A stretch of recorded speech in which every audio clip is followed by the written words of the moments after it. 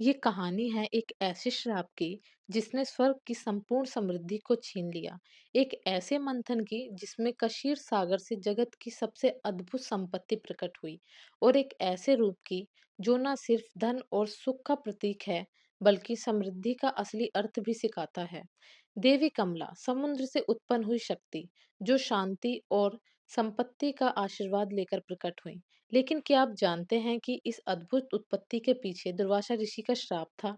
तो आइए देवी कमला की इस रोचक और प्रेरणादायक कहानी को सुनते हैं। So hello friends, welcome to my YouTube channel. तो आज मैं इस चैनल पर लेकर आई हूँ 10 महाविद्या सीरीज।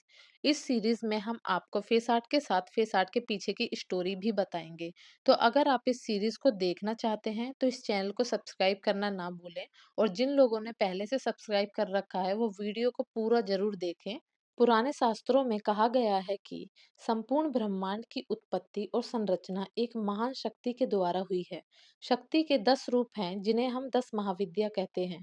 इन्हीं 10 महाविद्या में से एक है देवी कमला, जो कि समृद्धि, शांति और आनंद की देवी है।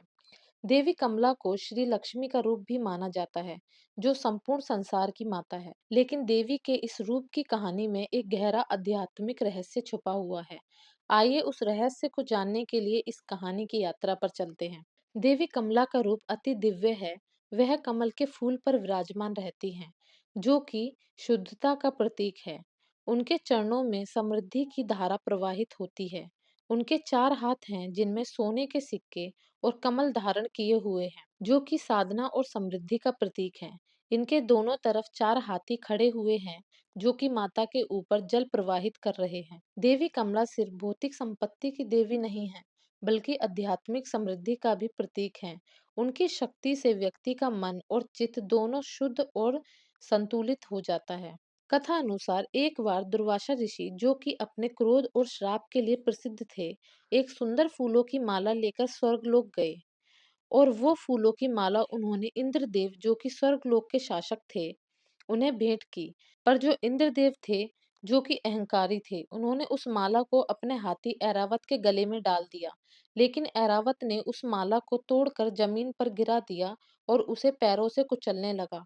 यह सब देख ऋषि दुर्वासा को अत्यधिक क्रोध आया, जिससे ऋषि दुर्वासा ने इंद्रदेव को श्राप दिया कि तुम्हारे अहंकार के कारण तुम और तुम्हारे देवता श्रीहीन हो जाएंगे और स्वर्गलोक का पतन हो जाएगा और तुम्हारा राज्य संपत्ति, शांति और बल से वंचित हो जाएगा।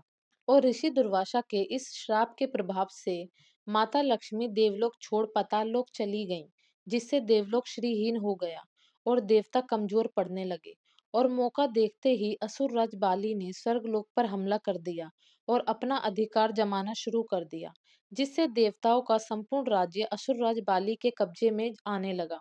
तब इंद्रदेव और बाकी सभी देवता भगवान विष्णु के पास गए और उनसे मदद की प्रार्थना की। जब भगवान विष्णु ने कहा कि इस समस्या का समाधान समुद्र मंथन में ही छुपा है, जिसके लिए तुम्हें असुरों के साथ मिलकर कशीर सागर का मंथन करना होगा।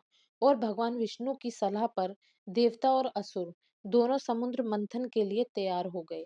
समुद्र मंथन से 14 रत्नों की उत्पत्ति हुई और उनमें से ही एक थी देवी कमला। समुद्र मंथन के मध्य एक अति दिव्य रूप प्रकट हुआ। यह रूप था देवी कमला का, जो शांति सुख की देवी हैं। वह कमल के फूल पर विराजमान थी और उनका प्रकाश पूरे ब्रह्मांड को रोशन कर रहा था। देवी कमला की उत्पत्ति के साथ ही संपत्ति और समृद्धि पूर्ण लौट आई और जिसके बाद देवी कमला देवलोक वापस आ गईं, जिसके बाद उन्होंने स्वर्ग को पहले की तरह सुख समृद्ध कर दिया। इसी के साथ यह कथा यहीं पर समाप्त होती है और यह कथा हमें यह सिखाती है कि अहंकार के कारण हम अपनी सुख समृद्धि नष्ट कर सकते हैं, लेकिन सेवा, ध्यान और धर्म के माध्यम से खोई हुई सुख समृद्धि को भी फिर से पाया जा सकता है। ओम श्री कमलाय नमः। देवी कमला सभी के ऊपर अपनी महिमा बनाए रखें। पंकजवासिनि देव सुपूजित सद्गुणवर्षिणि शान्तियुते जय जय हे मधुसूदन कामिनि लक्ष्मी जय